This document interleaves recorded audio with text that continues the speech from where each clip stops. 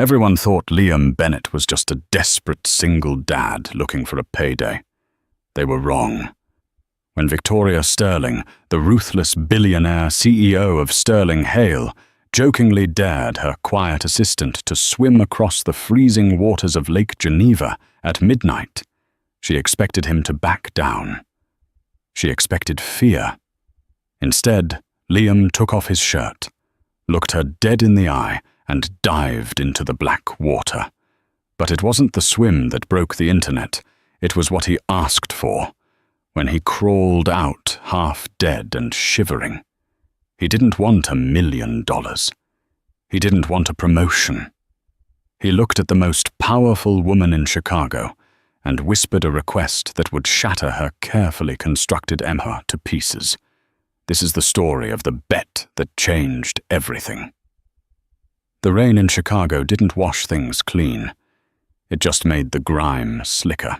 Liam Bennett adjusted the collar of his frayed suit jacket, checking his reflection in the revolving glass doors of the Sterling Hale Tower. He looked tired. He always looked tired these days. At 32, he had the eyes of a man who had lived through 3 lifetimes of worry. He checked his watch, a battered Timex with a scratched face. 7:55 a.m. If he was 1 minute late, she would notice. Victoria Sterling didn't tolerate lateness.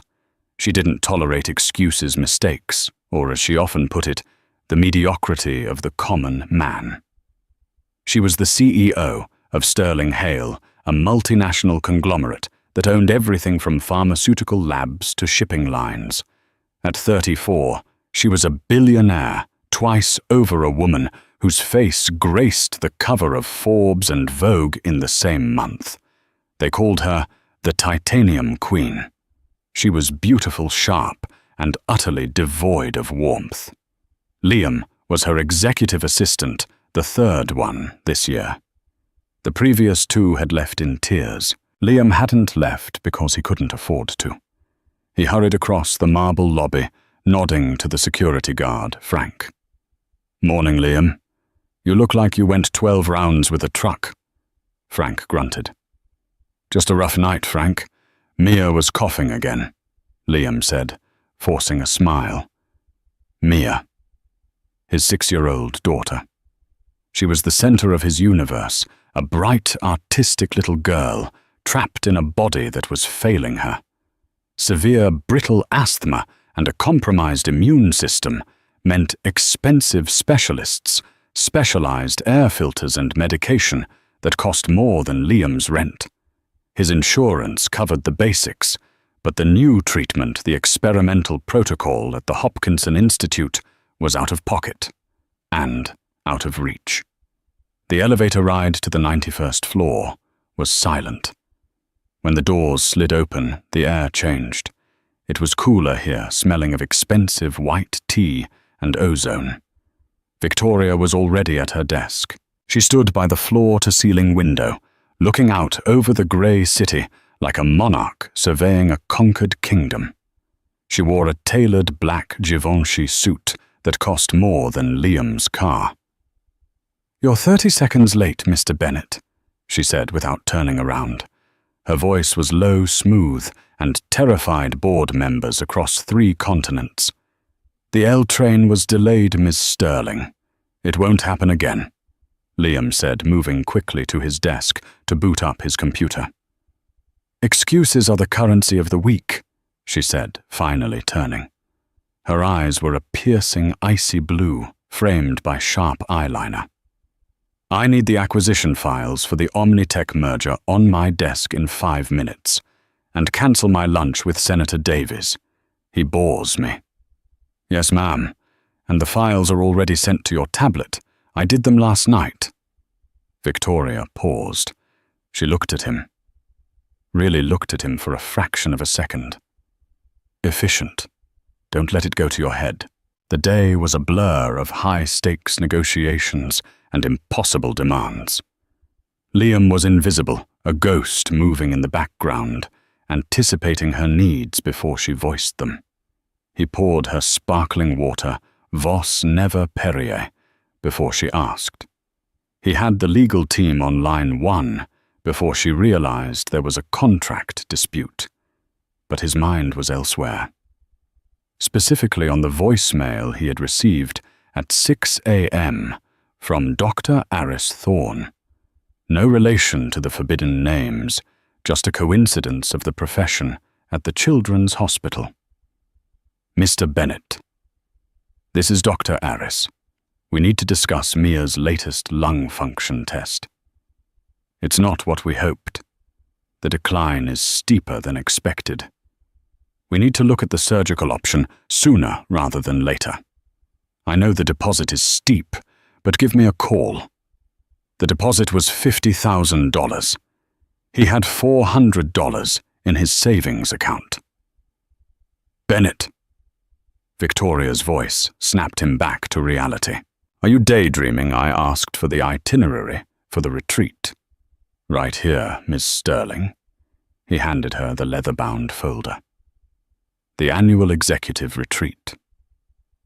Every year, Victoria took the top 20 executives of Sterling Hale to a luxury location for a weekend of team building, which mostly involved them drinking expensive scotch and Victoria pitting them against each other in psychological games to see who would crack.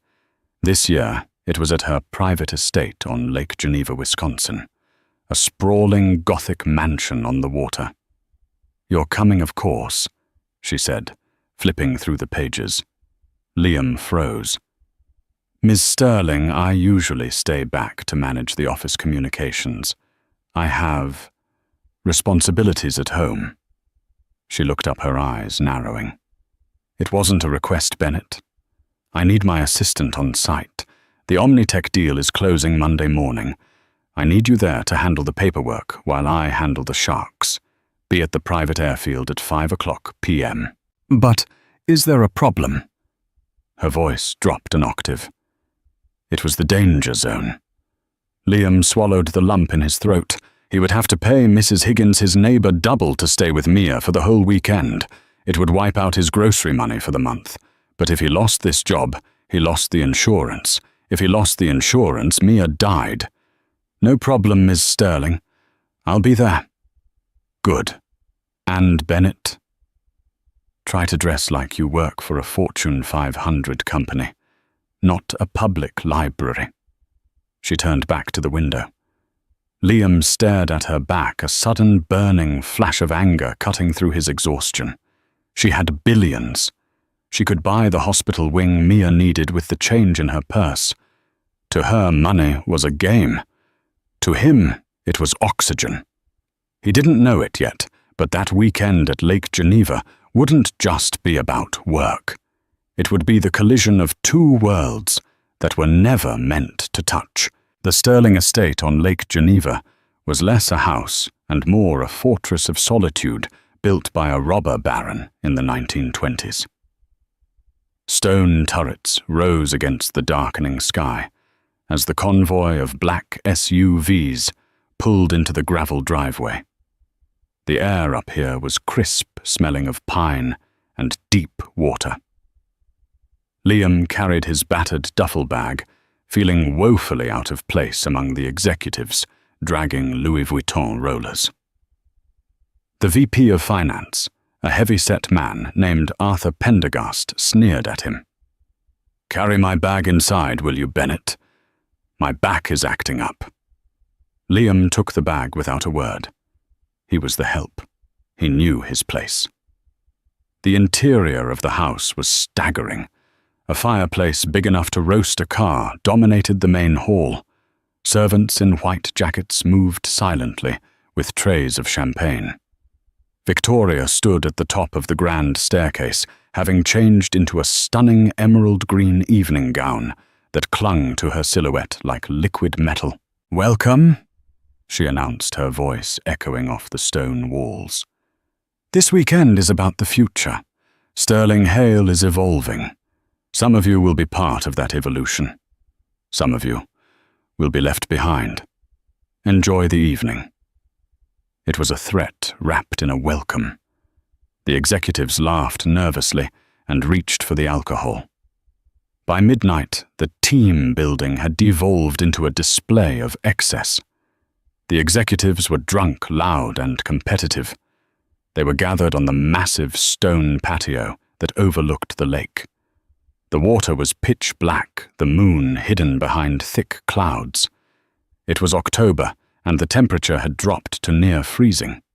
Liam stood in the shadows near the patio doors, holding Victoria's tablet, waiting for a signal that she needed him, or that he could finally go sleep in the servants' quarters. Victoria was sitting on a high-backed wicker throne, holding a glass of amber liquid. She looked bored. Arthur Pendergast was loudly boasting about his college rowing days at Yale. "I could swim this lake in my sleep," Arthur slurred, gesturing with a cigar. "Cold doesn't bother a real athlete." Victoria swirled her drink. "Is that so, Arthur? It's 3 miles across to the lighthouse. Water temperature is 42 degrees. Hypothermia sets in within 10 minutes for the average male." "I'm not average," Arthur laughed. "I'd bet my year's bonus I could do a mile." "Talk is cheap," Victoria said, her eyes gleaming with a predatory light. She stood up, commanding the attention of the room. "I'm bored with talk. I want to see conviction." She pulled a watch from her wrist. It wasn't just a watch. It was a Patek Philippe Grandmaster chime custom-made. It was worth more than most people earned in a lifetime. "This watch," Victoria said, holding it up so the diamonds caught the patio lights. "Versus your bonus. You swim to the buoy and back, roughly 400 yards. If you do it, you get the watch. If you don't, you resign. Tonight." Arthur paled. The bluster vanished. He looked at the black, churning water, then at the watch, then at Victoria's cold smile. 400 yards in freezing water was suicide for a drunk man in a suit. That's unreasonable, Victoria," Arthur stammered. "Coward," she whispered loud enough for everyone to hear. The crowd snickered. Victoria looked disgusted. "Is there not a single man in my executive suite with a spine? I'm surrounded by geldings." She turned to leave her gaze sweeping past the executives and landing by chance on the shadows near the door. On Liam. He hadn't moved. He was watching her with an intensity that surprised her. Usually he looked at the floor. "Bennett," she called out. The chatter stopped. "You're staring."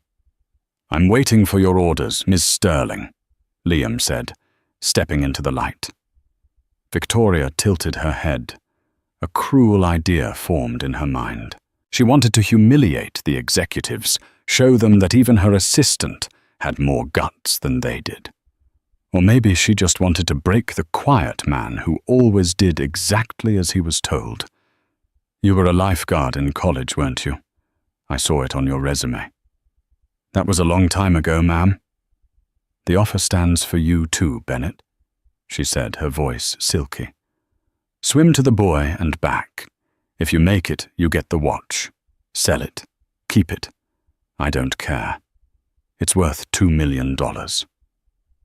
The air left the patio.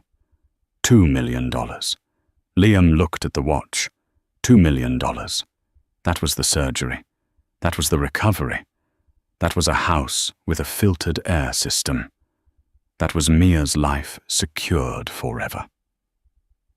"And if I don't make it?" Liam asked softly. Victoria laughed, a harsh tinkling sound. "Then you're fired, and I'll make sure you never work in this city again." The executives chuckled. It was a joke to them. A cruel game. Bennett was skinny, tired, and broke. He wouldn't do it. Liam looked at the water. It was deathly cold. He hadn't swum competitively in 10 years. His heart was hammering against his ribs. He thought of Mia's wheezing breath the night before. He thought of the look on Dr. Aris's face. He thought of the dignity he swallowed every single day, just to keep them afloat. Liam placed the tablet on a side table. He unbuttoned his suit jacket and folded it neatly. Then he loosened his tie. "Mr. Bennett." Victoria's smile faltered slightly. "I was joking. Don't be an idiot." "The boy and back?" Liam asked, kicking off his cheap dress shoes. "That's the deal." "Liam, don't," Arthur said, surprisingly finding a conscience. "It's freezing. You'll cramp up." Liam ignored him. He looked straight at Victoria. "I don't want the watch." Victoria raised an eyebrow. "Excuse me." "If I do it," Liam said, his voice steady for the first time in years. "I don't want the watch. I want a favor. One favor of my choosing. Anything I ask, and you have to grant it. No questions asked. A binding verbal contract in front of 20 witnesses." Victoria stared at him. The favor could be anything. Half her company, her resignation, marriage. But she looked at him, lean, worn-out Liam, and she saw zero chance of him surviving the cold. She was a gambler, and she never lost. "Fine," she said, her eyes narrowing. "One favor. Anything you want. But if you turn back even for a second, you're done." "Understood." Liam took off his shirt. He wasn't bulky like the executives. He was wiry, scarred from old manual labor jobs. He walked to the edge of the stone pier. The wind whipped his hair. He closed his eyes, pictured Mia's face, and dove. The shock of the water was absolute. It wasn't just cold. It was a physical blow, a sledgehammer of ice that knocked the air from Liam's lungs. For the first 10 seconds, he couldn't breathe. His chest seized his heart, stuttering in a frantic, erratic rhythm against his ribs. The darkness was total. He was submerged in ink, the only sound the roaring of blood in his ears. Get up, or you die." He kicked his limbs, feeling heavy and sluggish, like he was moving through molasses. He broke the surface, gasping for air, but the air was biting cold, stinging his throat. "He's actually doing it," someone shouted from the patio. The voice sounded miles away, distorted by the wind and the water. Liam didn't look back at the lights of the mansion. He knew if he saw the warmth, the safety, the golden glow of the world Victoria Sterling inhabited, he would turn back. And turning back was death. Not for him, but for Mia. He fixed his eyes on the blinking red light of the buoy. It looked impossibly far away. 400 yards. In a pool, it was a warm-up. In Lake Geneva at midnight in October, it was a death march. He began to stroke, front crawl, keep the head down, rotate, kick. 1, 2, breathe. 1, 2, breathe. The cold began to invade him. It wasn't a surface sensation anymore. It was drilling into his bones. His fingers went numb first, then his toes. He lost the sensation of the water moving against his skin. He was just a machine, a failing engine pushing through the void. 50 yards. His mind began to drift. He wasn't in the lake anymore. He was back in the hospital room with Mia. He saw her small, pale hand clutching the bedsheet. He heard the wheeze of the nebulizer. "Daddy, when can we go to the park?" "Soon, baby, when you're stronger." "I'm tired of being tired, Daddy." Rage flared in his chest, hot and bright.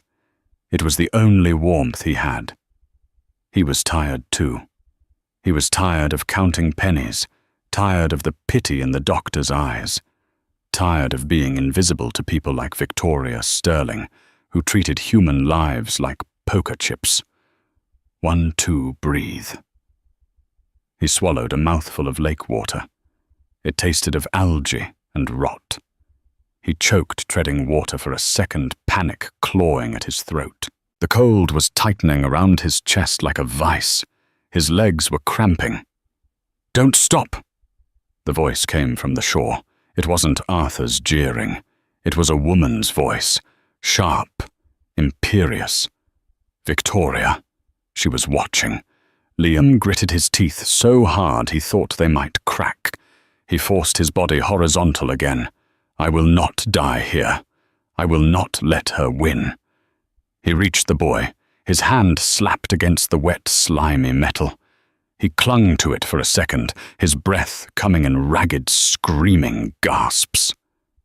He looked back. The mansion was a blur of light. He was halfway there. But the return trip was always harder. The adrenaline was fading, leaving only the exhaustion and the cold. He pushed off. The journey back was a blur of hallucinations. The water seemed to thicken. He thought something grabbed his ankle, a weed, a log, a hand. He kicked wildly, wasting precious energy. His vision started to tunnel. The lights on the shore were spinning. Hypothermia. His brain registered distantly. Confusion. Lethargy. The end. He stopped swimming.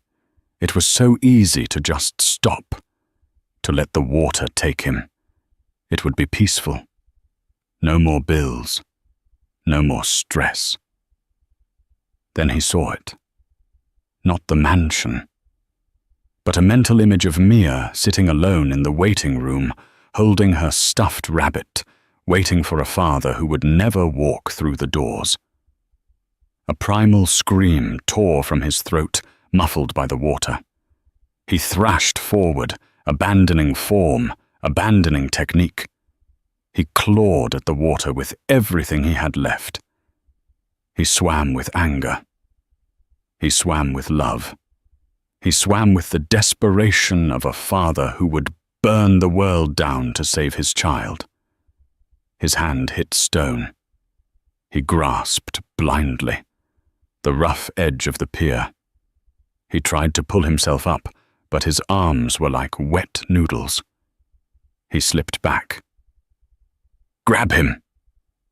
Hands seized his wrists. Strong hands. He was hauled upward, scraping his chest against the stone.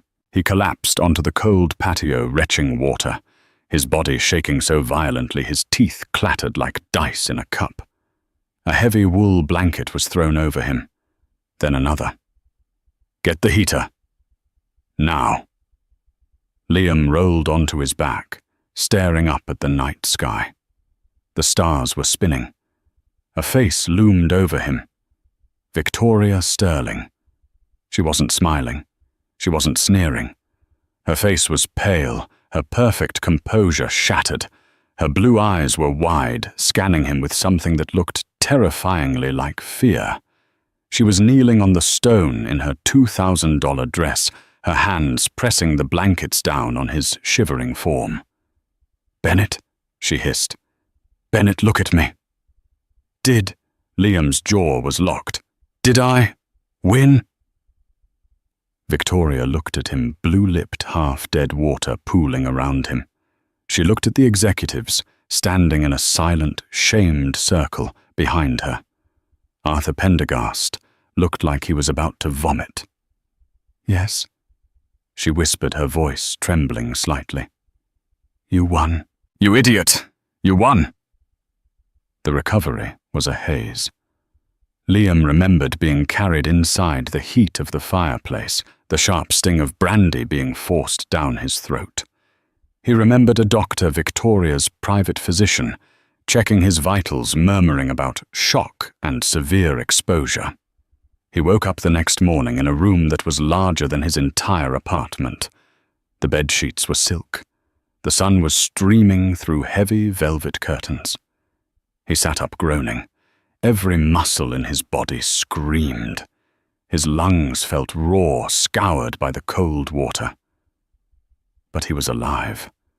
He checked the bedside table. His cheap Timex was there, dried off. 10 o'clock a.m. Panic surged. Mia. Mrs. Higgins.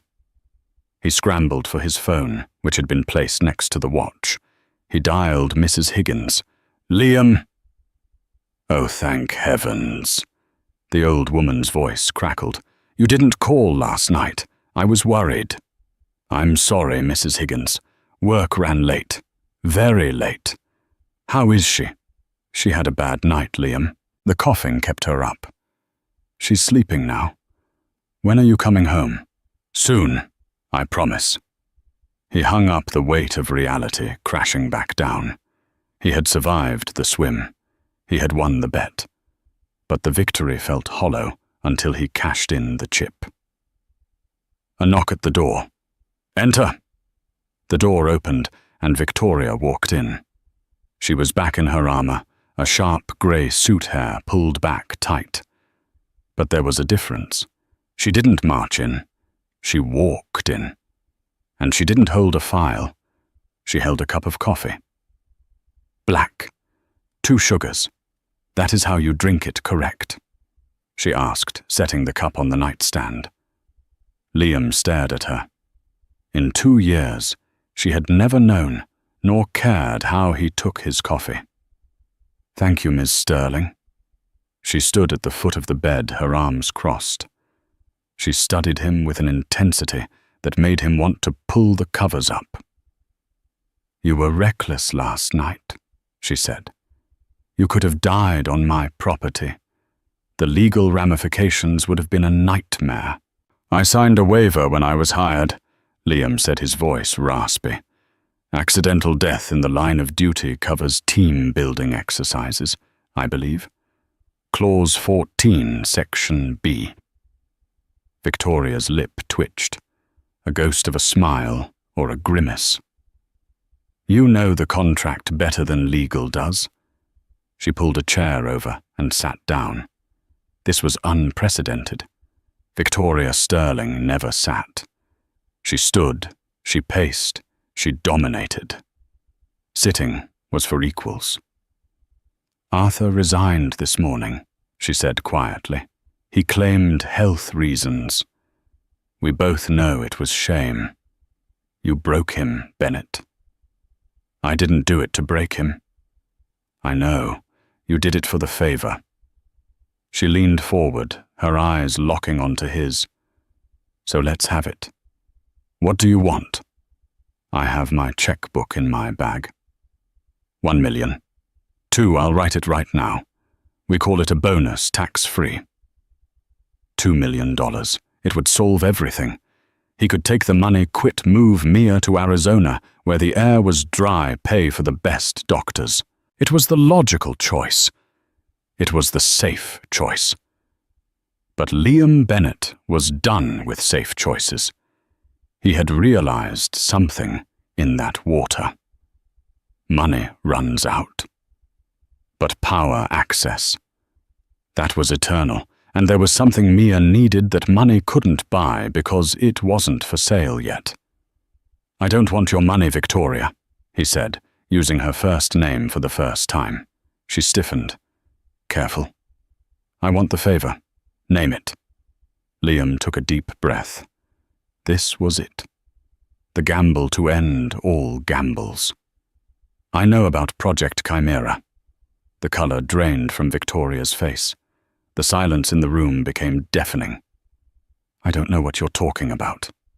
Sterling Hale Pharmaceuticals, Sub-Basement 4, the experimental gene therapy for autoimmune and respiratory degeneration. It's currently in Phase 1 trials. Animal testing only. No human subjects allowed. FDA strict lockdown. Victoria stood up slowly. The casual demeanor was gone. She was the titanium queen again, and she looked dangerous. You have been accessing classified files. That is a federal crime, Bennett. I could have you arrested right now. I didn't hack anything, Liam said calmly. I organize your files. I shred your documents. I listen to your calls when you think I'm invisible. You talk about it with Dr. Vargas every Tuesday at 4:00 p.m. He swung his legs out of bed and stood up.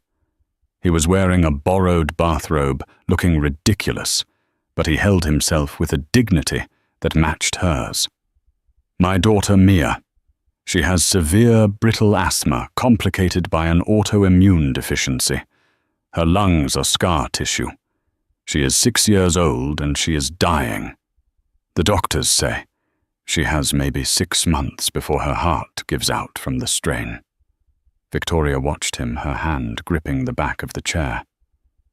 "Project Chimera is her only chance," Liam continued, his voice breaking slightly.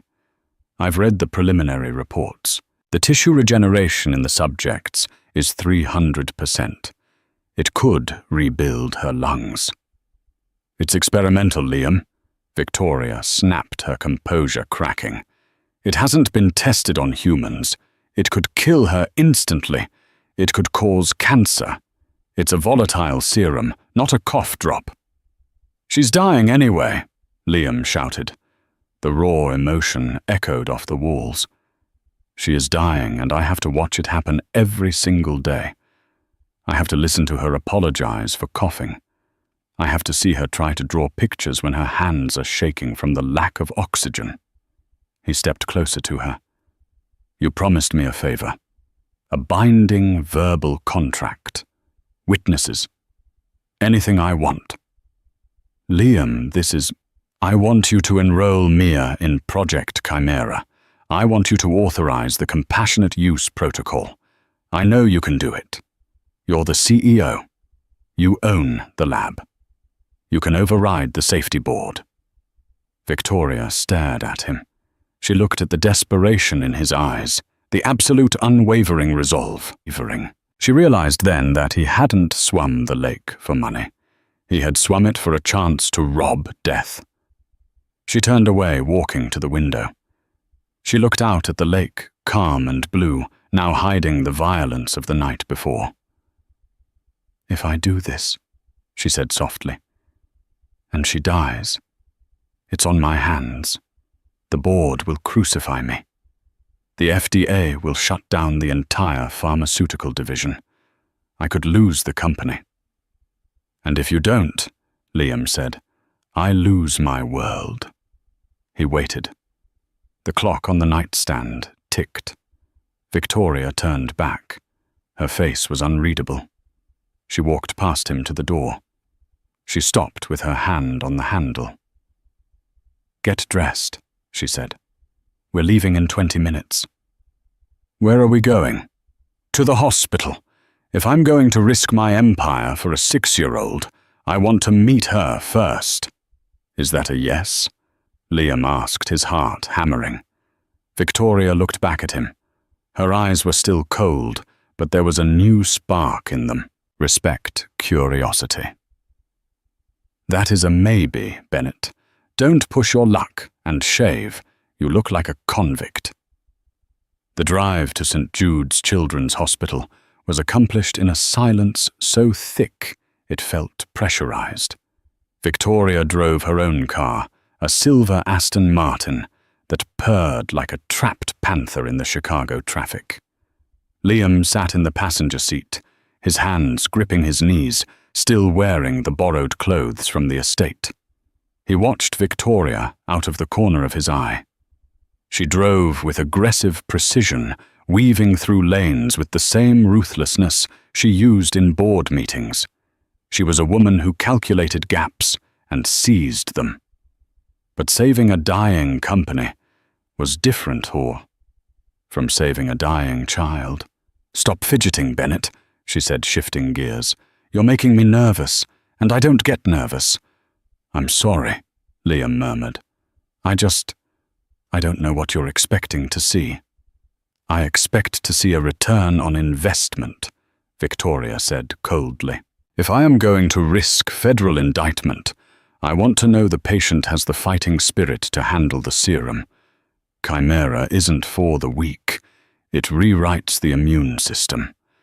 If she gives up halfway through, the biological shock will kill her."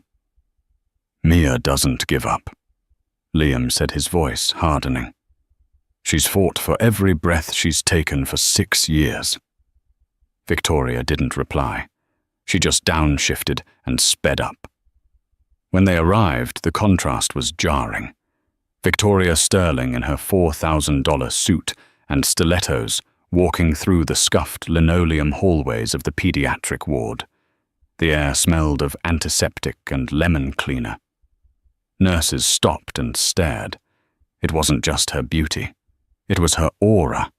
She moved like she owned the building, even though she had never stepped foot in it before. Liam led her to room 304. He paused at the door, his hand on the handle. She's likely hooked up to the nebulizer right now. It's loud. Open the door, Bennett. Liam pushed it open. The room was small, cluttered with the debris of a long-term stay. Drawings taped to the walls, vibrant, colorful sketches of dragons, castles and forests. In the center of the bed, dwarfed by machines and tubes, sat Mia.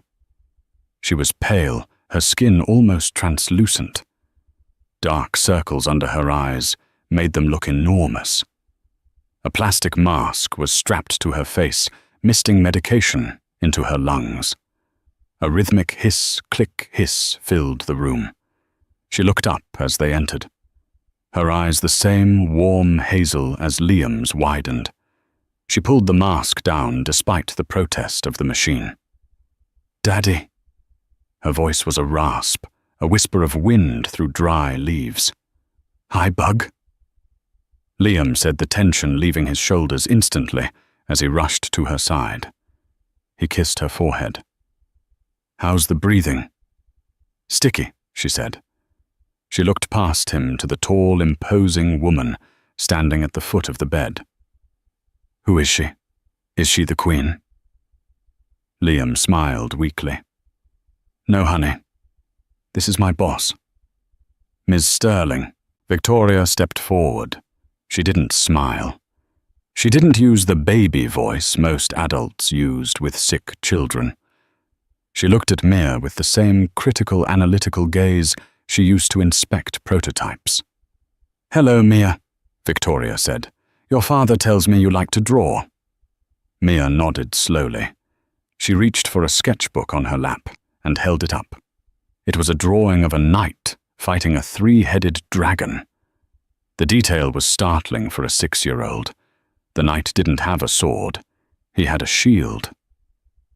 Why is he only holding a shield? Victoria asked, tapping a manicured nail on the paper. You can't kill the dragon with a shield. Liam started to interject. Ms. Sterling, she's just... Let her answer, Victoria commanded, not looking away from the girl. Mia looked Victoria in the eye. She didn't flinch. He isn't trying to kill the dragon. The dragon is sick. He's protecting it until it gets better. Victoria paused. The room went silent save for the beeping of the heart monitor. Something flickered in Victoria's eyes, a crack in the ice. That is a foolish strategy, Victoria said softly, but a brave one. She walked to the side of the bed. She looked at the IV lines, the oxygen tank, the bruised skin where too many needles had gone in. Does it hurt? Victoria asked. Yes, Mia said simply. Do you want it to stop? I want to go to the park, Mia said. Daddy promised me the swings, but I get too tired. Victoria looked at Liam. She saw the agony in his face, the helpless love of a father who would swim an ocean of fire for this fragile little girl. She looked back at Mia. She saw intelligence, but she also saw the shadow of death. It was grey and hovering. Bennett, Victoria said, turning sharply. Get Dr. Aris, and get the discharge papers. What? Liam blinked.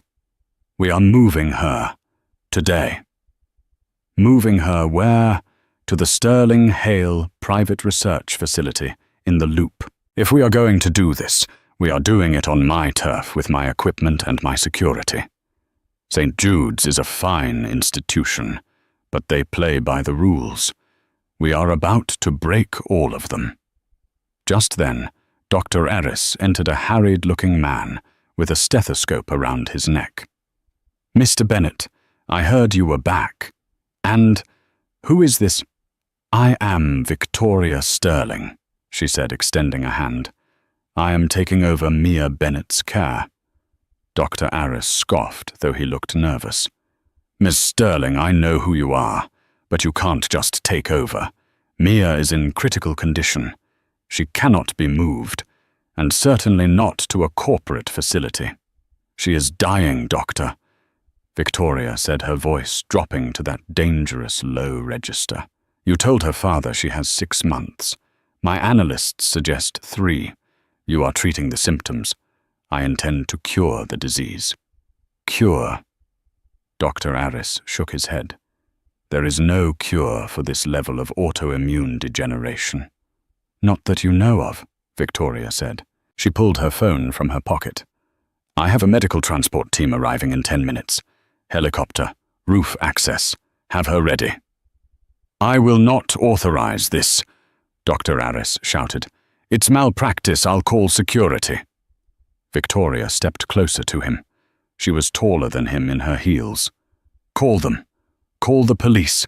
Call the Pope for all I care. I own the company that manufactures the ventilator she is using. I own the patent on the drugs in that IV bag. I can buy this hospital and turn it into a parking lot by lunch." She leaned, in her voice a whisper of steel. "Do not stand in the way of the only chance this child has, or I will bury you in so much litigation your grandchildren will be paying off the legal fees." Dr. Aris paled. He looked at Liam. "Liam, you can't be serious. You're going to trust a CEO with your daughter's life." Liam looked at Victoria. He saw the arrogance, yes, but he also saw the determination. The same determination that built an empire. "She's the only one offering a shield, Doctor," Liam said quietly. "Pack her bags." The Sterling Hale Research Facility was less like a hospital and more like a spaceship. Everything was white chrome and glass. The air was scrubbed clean by military-grade filters. Maya was settled into a private suite that overlooked Lake Michigan. It had a massive TV, a velvet sofa, and a bed that looked like a cloud. But the luxury couldn't hide the terrifying reality of what was happening. Dr. Elena Vargas, the lead scientist of Project Chimera, was a small, sharp woman who looked like she hadn't slept in a decade. She was terrified. "Miss Sterling, this is insanity," Dr. Vargas hissed, pacing the observation room, while Liam and Victoria watched Mia through the glass. "The Chimera serum is unstable. In the primates, we saw a 40% rejection rate, cytokine storms, organ failure. If that happens to a human child, adjust the dosage," Victoria said calmly. She was sitting in a leather chair watching the monitors. "Dilute it. Microdosing over 48 hours instead of a single injection. Let her body adapt." "That's theoretically possible," Vargas admitted. "But we have no data." "Then we create the data," Victoria said. "Begin." Liam stood by the glass, his hand pressed against it. He felt like he was watching an execution. "If this goes wrong," he whispered. "It won't," Victoria said. But her hand resting on the armrest was gripping the leather so hard her knuckles were white. The procedure began at 8 p.m. Dr. Vargas and a team of 3 specialists in hazmat suits entered the room. They hooked Mia up to a dialysis-like machine that would cycle the serum into her blood. For the first hour, nothing happened. Mia watched cartoons. Liam sat by her side. Victoria had allowed him in, though she stayed in the observation room. He held her hand, telling her stories about the brave knight with the shield. At hour 3, the alarms started. Beep, beep, beep, beep, beep. Heart rate spiking to 160. No. Dr. Vargas's voice came over the intercom. Temperature rising.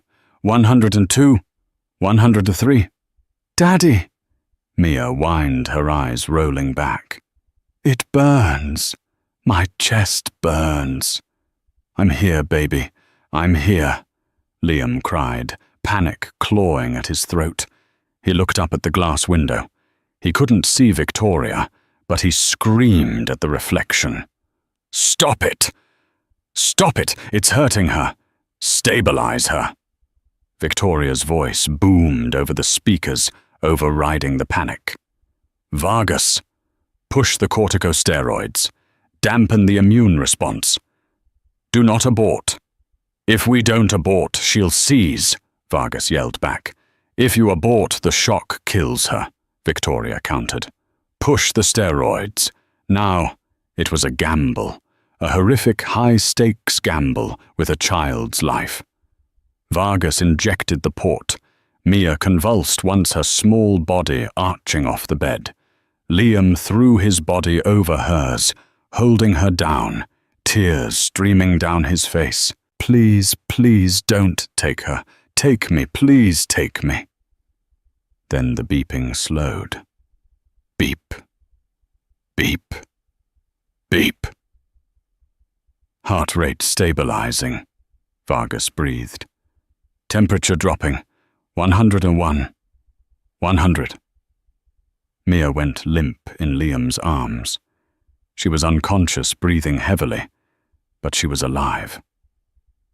Liam collapsed onto the floor by the bed, sobbing. He buried his face in the sheets. The door to the suite opened. Victoria walked in. She had removed her blazer. Her silk blouse was rumpled. She looked shaken. She walked over to where Liam was huddled. She hesitated, then did something she hadn't done in her adult life. She knelt down on the floor beside a subordinate. She's still with us, Liam, Victoria said softly. Liam looked up, his eyes red and wild. That was too close. It was, Victoria admitted. She looked at Mia's sleeping face. She is stronger than the primates. Much stronger. She reached out her hand, hovering near Liam's shoulder. Then she placed it there. Her hand was warm. It was a grounding weight in the chaos. Get some sleep, Bennett. I'll take the first watch. Liam looked at her stunned. You're staying? I started with this, Victoria said, sitting in the chair next to the bed and crossing her legs. I see my projects through to the end. For the next 3 days, a strange domesticity formed in the high-tech fishbowl. Liam and Victoria took shifts. They ate take-out Chinese food on the velvet sofa. Liam saw sides of Victoria the world never saw. He saw her pacing at 3 a.m., reading medical journals. He saw her gently wipe sweat from Mia's forehead when she thought Liam was asleep. He realized she wasn't just a machine. She was a woman who had locked her heart in a vault because she thought emotions were a liability. But Mia had picked the lock. On the 4th day, the storm broke. Not inside the hospital, but outside.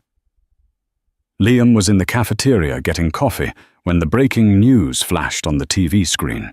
Breaking billionaire, CEO, accused of illegal human experimentation. Liam dropped his coffee cup. It shattered, splashing hot liquid everywhere. On the screen, a reporter was standing outside the Sterling Hale Tower.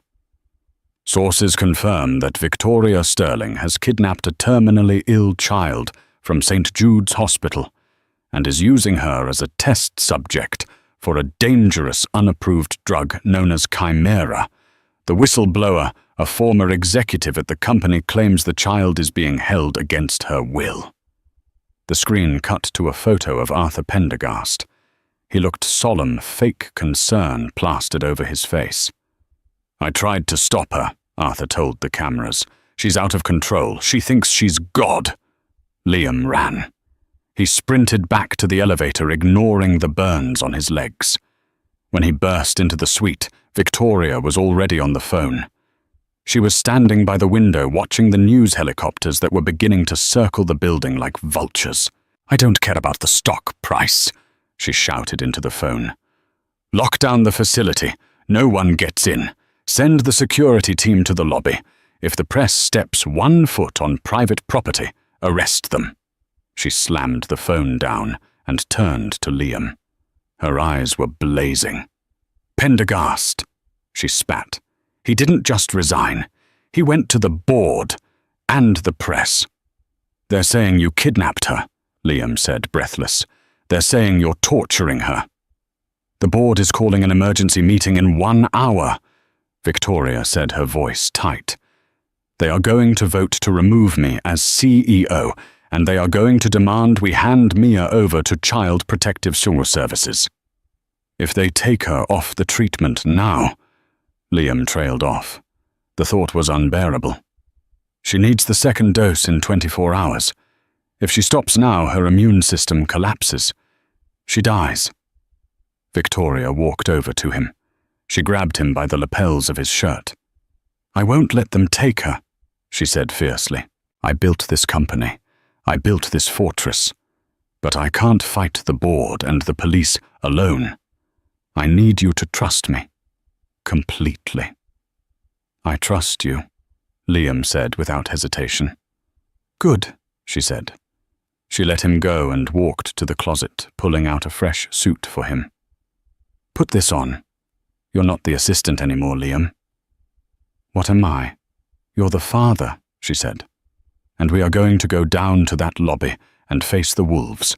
We aren't going to hide. We are going to control the narrative. But first—" She walked over to the bed. Mia was awake, watching them with sleepy eyes. "Hi, Victoria," Mia whispered. She looked better. Her color was returning. She wasn't wheezing. Victoria smiled a genuine, soft smile that transformed her face. "Hi, Dragon Slayer." "Are the bad men coming?" Maya asked. She had heard the shouting. "Yes," Victoria said. "But remember what you said about the shield." Mia nodded. Victoria looked at Liam, her blue eyes burning with a resolve that terrified and mesmerized him. "I am the shield," Victoria said, "and God help anyone who tries to get past me." She turned to Liam. "The police are on their way with a warrant. We have 20 minutes. I have a plan, but it's dangerous. It involves a loophole in the company bylaws regarding family emergencies." "I'll do anything," Liam said. "Marry me," Victoria said. Liam choked. "What?" "The bylaws state that the CEO cannot be removed during a familial crisis without a 90% majority vote. Currently, they have 51%. If Mia is my stepdaughter, this becomes a family medical emergency, not a corporate experiment.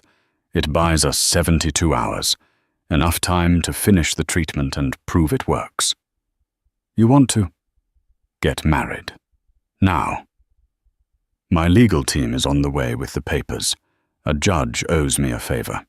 He's on speakerphone." Liam looked at the woman who had tormented him for 2 years, the woman who had saved his daughter's life, the woman who was currently proposing a sham marriage while helicopters circled the building. He looked at Mia, who was breathing clearly for the first time in her life. He looked back at Victoria. "I do," Liam said. The vow of silence. The ceremony was sterile, conducted via a tablet propped against a centrifuge. Judge Thorne, a contact of Victoria's, wasted no time. Victoria wore a blood-red blouse, looking less like a bride and more like a general preparing for war. Liam stood beside her, feeling like an imposter in the expensive suit she'd bought him. "Do you, Victoria Ann Sterling, take this man?" Victoria looked at Liam. For a fleeting second the mask slipped, revealing the terrifying fear she hid from the world. She wasn't doing this for the stock price. She was doing it because she had finally found something she couldn't bear to lose. "I do," she said firmly. "And do you, Liam?" Liam glanced at Mia sleeping in the glass-walled room. He looked back at the woman, who had terrorized him for 2 years now, standing as his daughter's only defense. "I do." "Then I pronounce you husband and wife. The papers are filed." The screen went black. There was no kiss. Just the heavy silence of a pact sealed in blood and ink. The siege minutes later, the lab doors burst open. Arthur Pendergast marched in, followed by Detective Miller and a frantic social worker. "There she is," Arthur shouted, pointing a shaking finger. "Arrest her. She's holding the child hostage for illegal experiments." Detective Miller stepped forward. "Ms. Sterling, we have an emergency custody order for Mia Bennett. Step away from the patient." Liam moved to block them, his heart hammering. "You're making a mistake." "He's brainwashed," Arthur yelled. "She bought him off." Victoria stepped out from behind Liam, moving with the lethal grace of a predator. She tapped her tablet, projecting a document onto the smart glass wall. It was a marriage certificate, time-stamped 20 minutes ago. "Mia Bennett is my stepdaughter," Victoria announced, her voice freezing the room. "Under company bylaws and state law, I have full legal guardianship. This is a family medical decision. You have no jurisdiction here." Arthur's jaw dropped. "It's a sham. It's a lie. It's a legal document," Victoria countered. "Now look at the patient." Everyone turned. Mia was sitting up. The grey pallor was gone, replaced by a healthy flush. She wasn't coughing. She breathed deeper, the air filling lungs that were no longer failing. "Daddy?" she asked clearly. "Why are they shouting?" The social worker gasped. Dr. Vargas stepped forward, checking the monitors. "Lung capacity is up 40%. The serum works. She's cured." Victoria turned to Arthur with a cold smile. "You called the police to stop a miracle, Arthur. Get off my property before I have you arrested for harassment." Defeated and humiliated, Arthur fled. The gamble had paid off. The aftermath.